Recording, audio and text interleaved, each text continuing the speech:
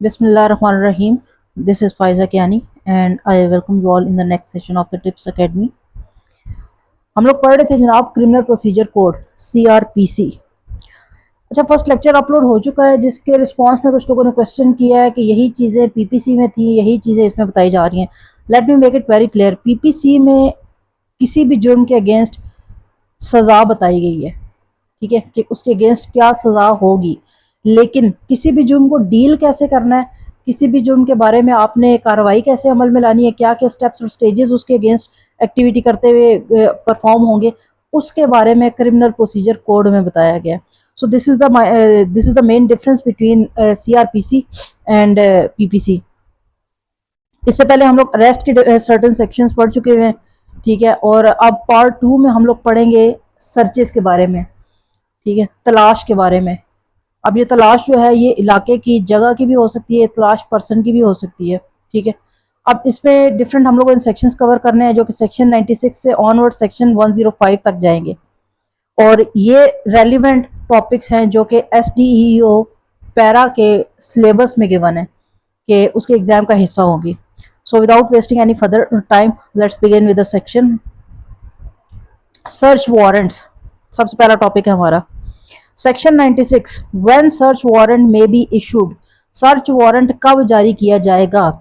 When any court has reason to believe that a person to whom a summons or order under section 94 or a requisition under section 95 subsection 1 has been or might be addressed will not or would not produce the document or thing as required by such summons or requisition।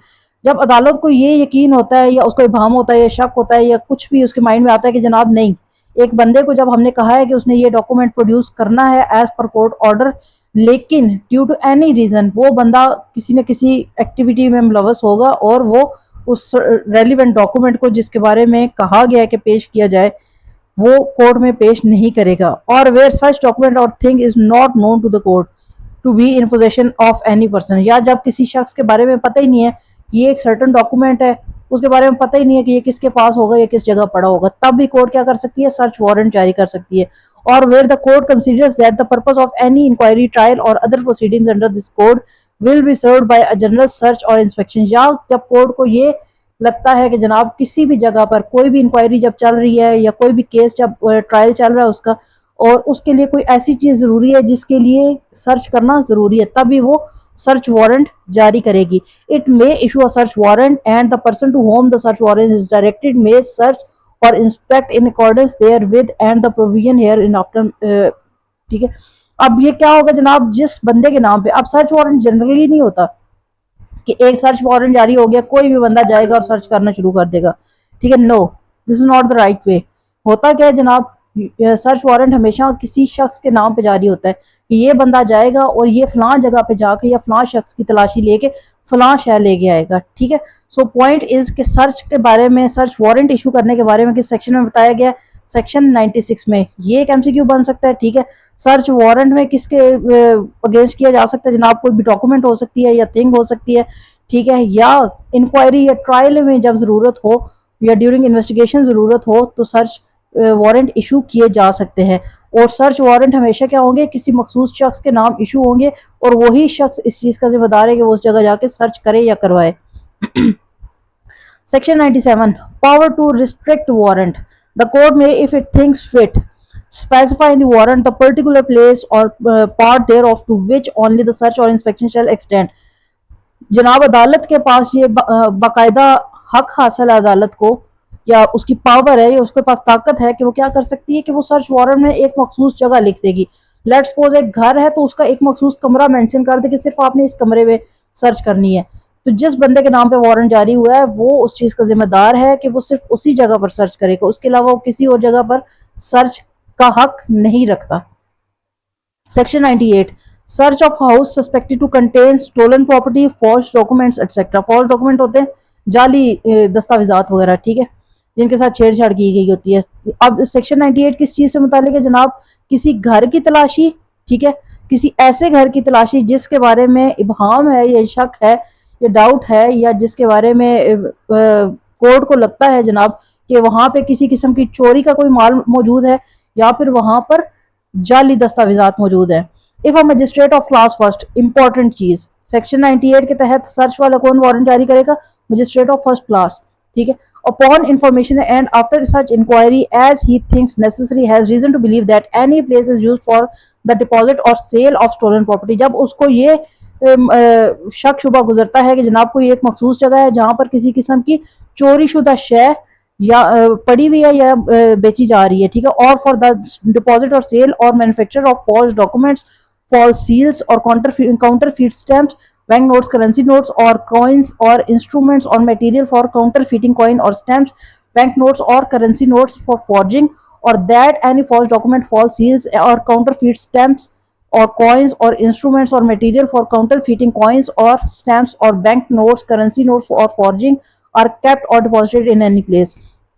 अच्छा, simply यहाँ पे क्या चीज है जनाब, एक तो चोरी शुदा शय के बारे में जब इबाम है जनाब की यहाँ पे बड़ी होगी, उसके अलावा क्या फॉल्स डॉक्यूमेंट्स मतलब जाली दस्तावेजात होंगी, या फिर शक ये है कि जनाब इस जगह पे जाली करेंसी बनाई जाती है, जाली बॉन्ड बनाए जाते हैं, जाली सिक्के बनाए जाते हैं, और ऐसी जाली करेंसी वगैरह बनाने के लिए मटेरियल मौजूद है या मशीनरी मौजूद है या किसी किस्म का और इंतजाम ऐसा मौजूद है कि जो जाली करेंसी बनाने के लिए इस्तेमाल होता है, तो क्या करेगा मजिस्ट्रेट जो फर्स्ट क्लास का होगा वो सर्च वारंट जारी करेगा ऐसे घर या ऐसी जगह के बारे में।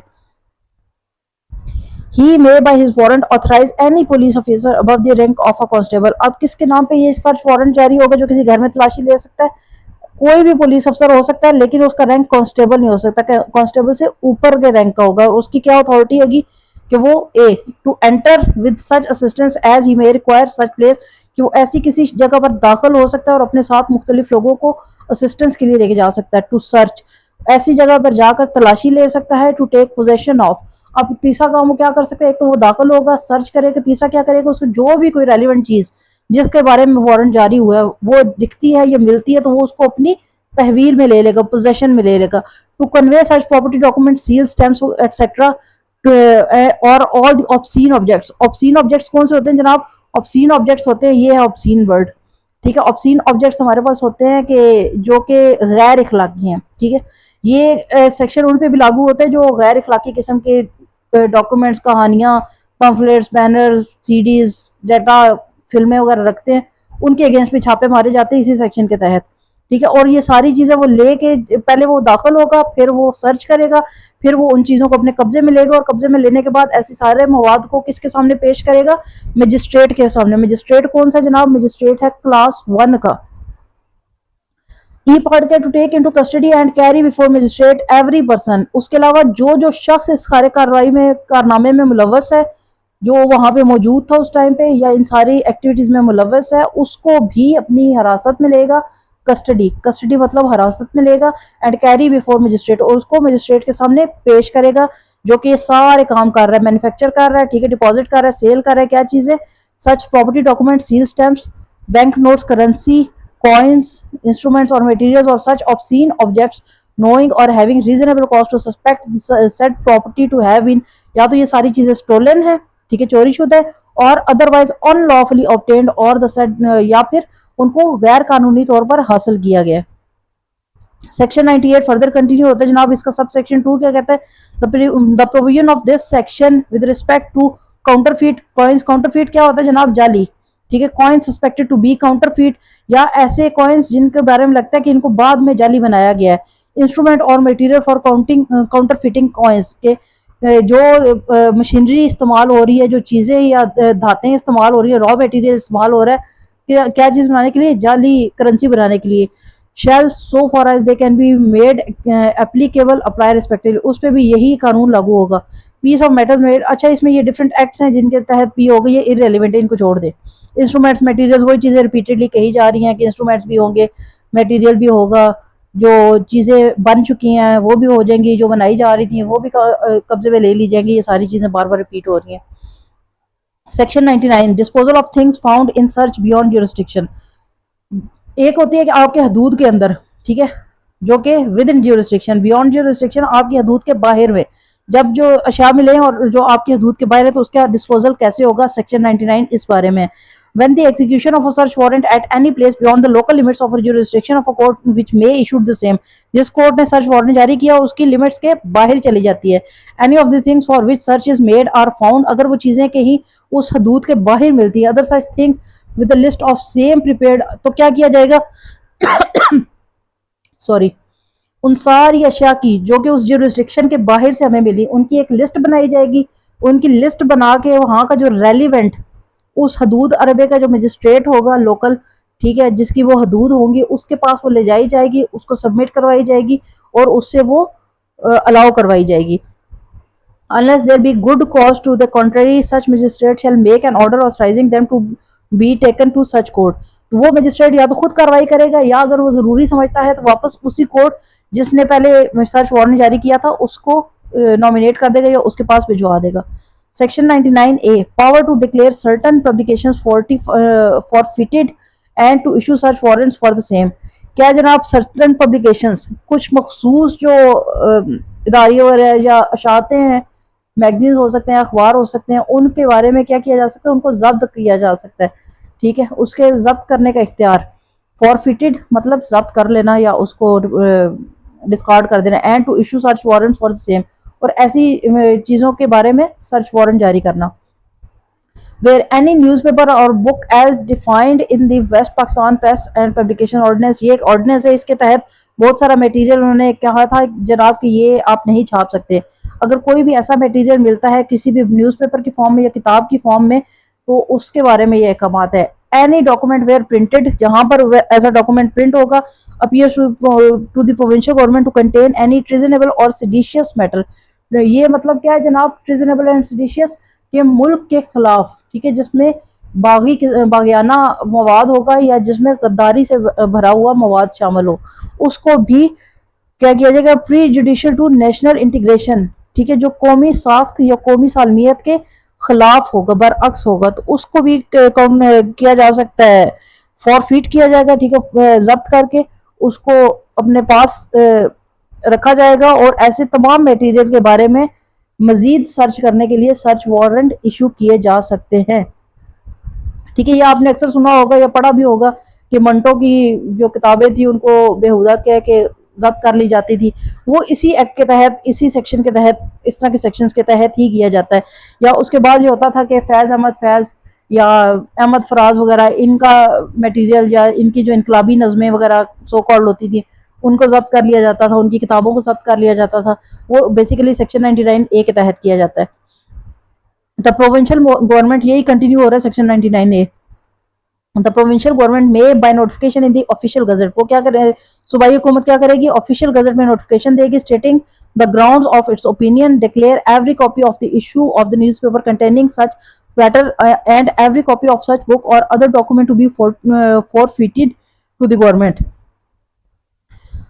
जो सूबाई हुकूमत है वो बजरिया नोटिफिकेशन इन ऑफिशियल गजट क्या करेगी जनाब, अपनी राय देगी कि किस वजह की बुनियाद पर इस किताब को या इस न्यूज़पेपर को जब्त किया गया है और उसको वजह बताने के बाद अपने पास स्टॉक कर लेगी, जब्त कर लेगी. And thereupon any police officer may seize the same wherever found, और उसके बाद पुलिस अफसरान को इजाजत है कि जहां कहीं ऐसा मवाद जो कि ऑलरेडी जब्त हो चुका है सरकारी गजट में, जिसका नोटिफिकेशन हो चुका है, जहां की वो देखे उसको जब्त कर लें. इन सब सेक्शन 1, ये पार्ट 2 पढ़ रहे हैं हम लोग. ठीक है, sub section 1, document includes any also any painting, drawing और फोटोग्राफ और अदर विजिबल रिप्रेजेंटेशन. अब डॉक्यूमेंट से मुराद सिर्फ न्यूज़पेपर या बुक नहीं है. डॉक्यूमेंट से मुराद कोई खाका, कोई पेंटिंग भी हो सकती है, कोई ड्राइंग भी हो सकती है, कोई तस्वीर भी हो सकती है, या कोई भी और ऐसी चीज जो कि विजिबली देखने में नजर आ रही हो और वो इस लॉ के अगेंस्ट हो. Section 99B, application to high court to set aside order of forfeiture. High court के पास जनाब इख्तियार आ जाता है कि जो उन्होंने जब्ती की हुई है उसको खत्म कर दिया जाए. Any person having any interest in any newspaper, book or other document in respect of which an order of forfeiture has been made under section 99A or any other law for the time being in force may within 2 months from the date of such order apply to the high court to set aside such order on the ground that the issue of the newspaper or the book or the other document in respect of which the order was made did not contain any treasonable or seditious or other matter of such a nature as is referred in to in subsection 1 of section 99A.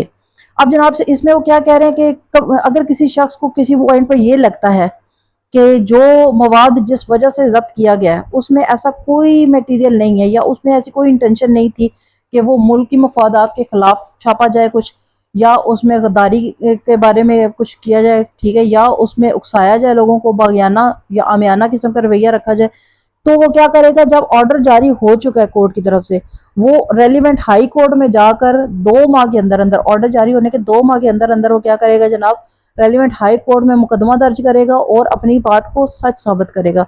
Nothing in subsection 1 shall apply to the case where the order of forfeiture has been made. अगर order पहले से जारी हो चुका है final order तो उसको reverse नहीं किया जाएगा। In respect of a newspaper book or other document printed outside Pakistan, अगर पाकिस्तान से बाहर ऐसा कोई मवाद पब्लिश किया गया, और इन रिस्पेक्ट ऑफ न्यूज़पेपर बुक और order other document on the conviction in respect of such newspaper book or other document of the author or editor thereof for any of the offences referred in subsection 1।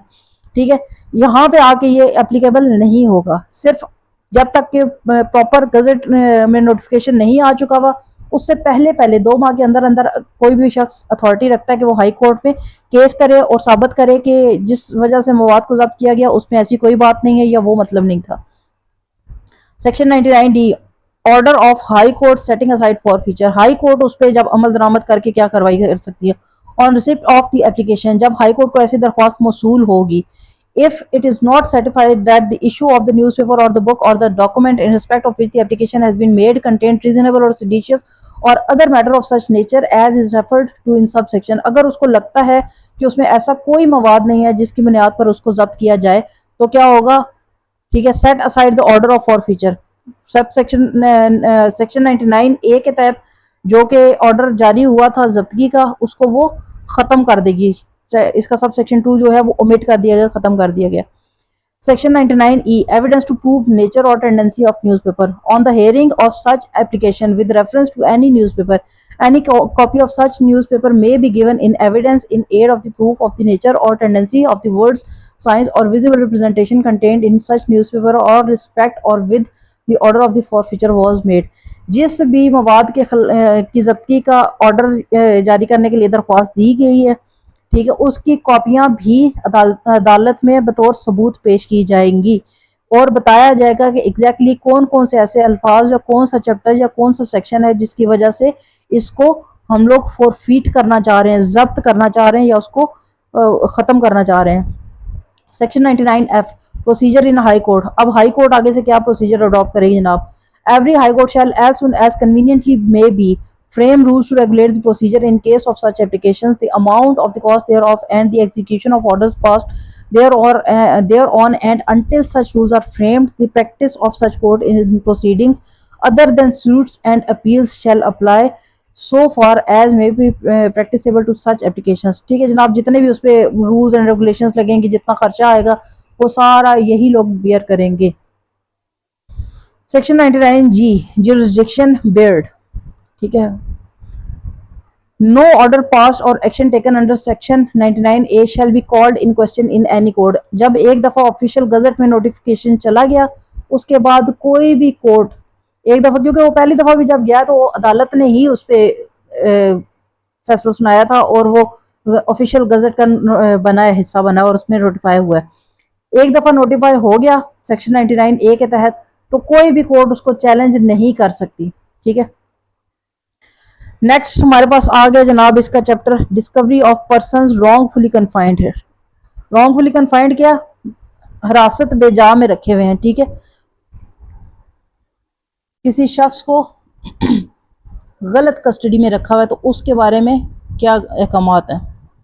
Section 100 आ जाता है जनाब, ये बड़ा important section है। ठीक है, ये जो हम लोग कहते हैं ना कि जी फलां बंदा गुम हो गया तो फलां बंदा मिसिंग पर्सन हो गया, दिस एंड दैट, उसमें भी यही यूजली इसी के तहत ऑर्डर्स जारी किए जाते हैं। Section 100 search for persons wrongfully confined, जिन लोगों को बेजा गिरफ्तार किया गया उनको सर्च करने के orders. If any magistrate of the first class has reason to believe that any person is confined under such circumstances that the confinement amounts to an offence, he may issue such warrant, and person to whom such warrant is directed may search for the person so confined, and such search shall be made in accordance therewith, and the person if found shall be immediately taken before the magistrate, who shall make such orders in the circumstances of the case seems proper. अब जनाब एक शख्स के बारे में दरख्वास्त आती है कि ये बंदा जनाब मिसिंग हो गया, इसके अगेंस्ट कोई पता नहीं चला किधर गया है। अब कहीं से इतला मिलती है कि फ़लाँ इदारे के पास है या फ़लाँ जगह पे मौजूद है या फ़लाँ बंदे ने इसको हिरासत में लिया हुआ है।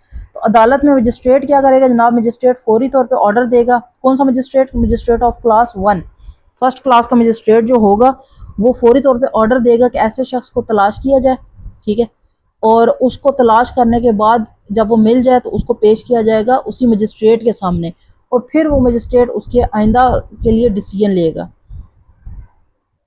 आपने बैलेफ का नाम सुना होगा, बैलेफ जो पढ़ता है जनाब, बैलेफ पढ़ गया, बैलेफ पढ़ गया। बैलेफ यही होता है कि यूजली पुलिस या किसी इदारे की कस्टडी में कोई शख्स होता है और कोई ना कोई बता देता है और मजिस्ट्रेट को पता चल जाता है कि फ़लाँ जगह पे वो मौजूद है, या उसको जब शक व शुबा गुजरता है तो वो अपने नुमाइंदे के ज़रिए क्या करता है, उनको ऑर्डर देता है कि जाओ फ़लाँ जगह पे तलाश करके आओ इस शख्स को।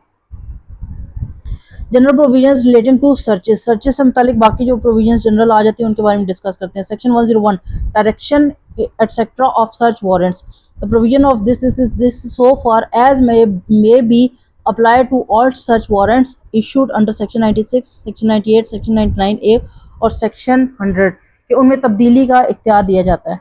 Section 102 persons in charge of closed place to allow search, जब एक बंद जगह पर जो लोग मौजूद हैं उसके जो मालिक हैं वो बाउंड हैं, उन पे फ़र्ज़ है कि वो जब कोई सर्च वारंट आता है तो वो उस पर अमल दरामद में साथ दें या मदद करें।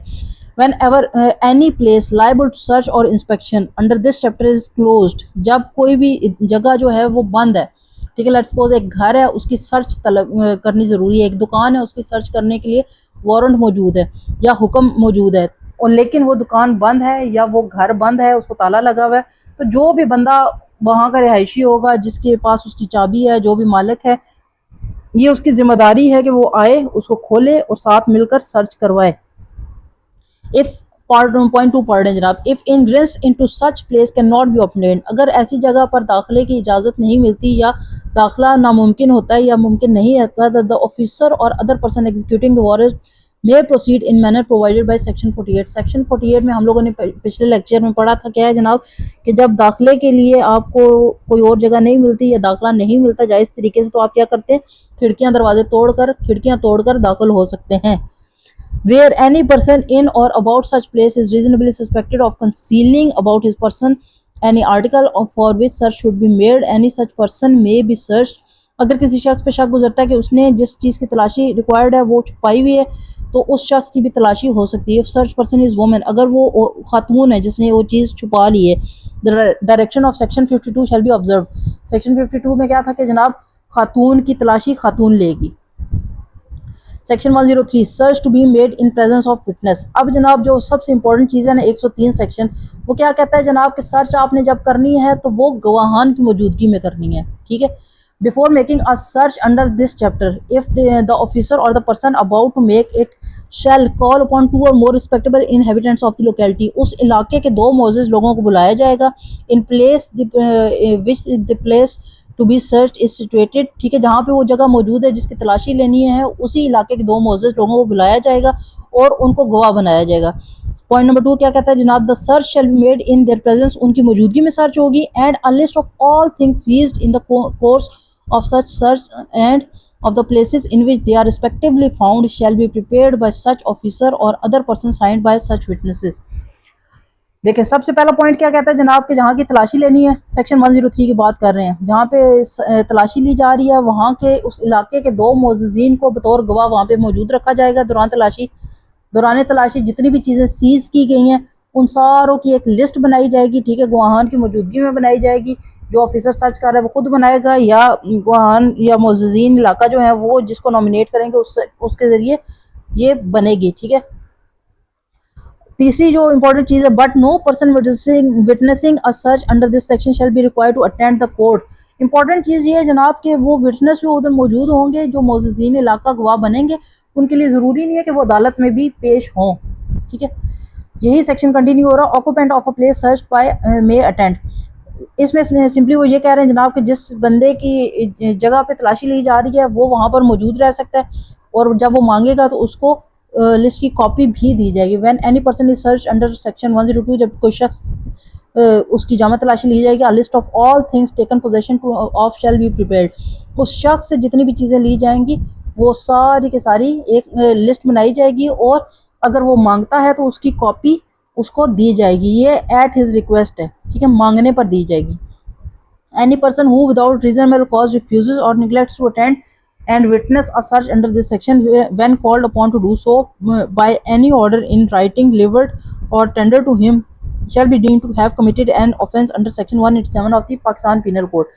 अगर किसी शख्स को कहा जाता है और तहरीरी हुक्म दिया जाता है कि तुमने विटनेस बनना है, लेकिन वो इनकार कर देता है तो वो मुजरिम करार दिया जाएगा, ठीक है, उसने जुर्म और इस चीज़ को जुर्म समझा जाएगा कि उसने इनकार किया है। मिसलिनियस आ गए जनाब। Section 104 power to impound documents etcetera produced. Impound होता है जनाब जब्त करना। एनी कोर्ट में इफ इट थिंक्स फिट, अगर उसको ये चीज़ बेहतर लगती है, इम्पाउंड एनी डॉक्यूमेंट और thing produce before it under this code. उस कोड के सामने जब कोई भी डॉक्यूमेंट, जब कोई चीज़ पेश की जाती है तो उसको जब्त करने का इख्तियार कोर्ट के पास मौजूद है। किस सेक्शन के तहत? सेक्शन 104 के तहत। सेक्शन 105 क्या कहता है? मजिस्ट्रेट में direct search in his presence, ठीक है, मजिस्ट्रेट ये भी कह सकता है कि मेरी मौजूदगी में सर्च की जाए। ये तो जनाब आज का हमारा लेक्चर था, इसमें हम लोगों ने different sections related to search पढ़े हैं, ठीक। और सर्च में क्या क्या होता है, सर्च में आप किसी भी जगह पे दाखिल हो सकते हैं, दाखिले में अगर कोई रुकावट बनता है तो सेक्शन 48 की कार्रवाई की जाएगी, खिड़कियां तोड़ के अंदर दाखिल होंगे। सर्च के लिए आपके पास वारंट का होना ज़रूरी है, वारंट जिस शख्स का नाम होगा वही शख्स सर्च कर सकता है। और सर्च करने के लिए कौन सा शख्स अहल है? पुलिस एहलकार, कांस्टेबल से ऊपर के रैंक का पुलिस एहलकार सर्च करने का मजाज है। उसके अलावा बैलेफ पढ़ सकता है जनाब। कोर्ट किसी मिसिंग पर्सन को या किसी शख्स के बारे में, उसकी तलाशी के बारे में जो बगैर इजाज़त के ज़ेरे हिरासत है, उसको सेक्शन 100 के तहत आपको अहकाम जारी कर सकती है कि उसकी तलाश की जाए, और अगर वो मिल जाता है तो उसको मजिस्ट्रेट के सामने पेश किया जाएगा। और ये मजिस्ट्रेट कौन सा है? फर्स्ट क्लास का मजिस्ट्रेट है।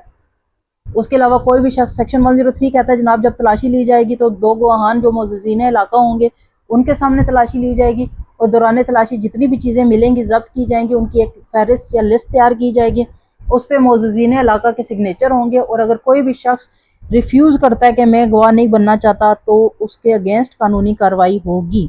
ये था हमारा आज का सेक्शन।